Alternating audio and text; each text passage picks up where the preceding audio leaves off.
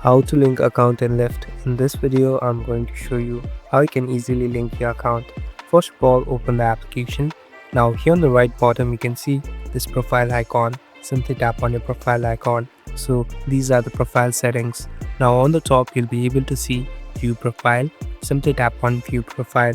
So these are the profile settings. Now here, if you scroll down, you'll be able to see linked accounts. Simply tap on it.